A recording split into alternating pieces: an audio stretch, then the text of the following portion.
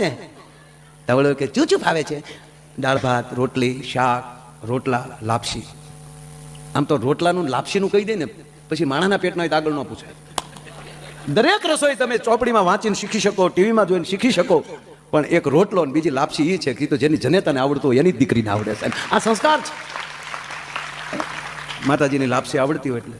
હમણાં અમિતાભનો બર્થડે હતો, અમિતાભ બચ્ચનનો. સાહેબ એમના ઘરના જયાબેન કોણ બનેગા કરોડપતિના શોમાં જ ઓચિતા આ બધું કઈ લોકોએ ગોઠવેલું. અને એ બેન અવડા મોટા ભલે હિરોઈન રહ્યા ત્યારે સાંસદ છે, પણ બાપુ ઘરેથી લાપસી કરીને આવી હતી. અને એ સમસી ભરીને હું જોયું મેં ટીવીમાં, કોરી આપણી છૂટી જ લાપસી હતી, લોંદો નહીં. લાપસી તો આવડે લોંદો જ થાય. અરે અમારે તો રોજ બહાર બાપુ જમવાનું.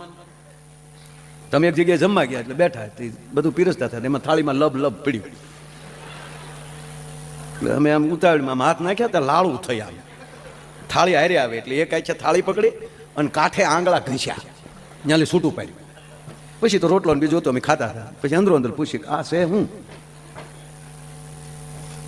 પાછા આવ્યા પીરસવા, એ બોલ્યા ત્યારે લાપસી આપું ભાઈ, લાપસી આપું, લાપસી. હા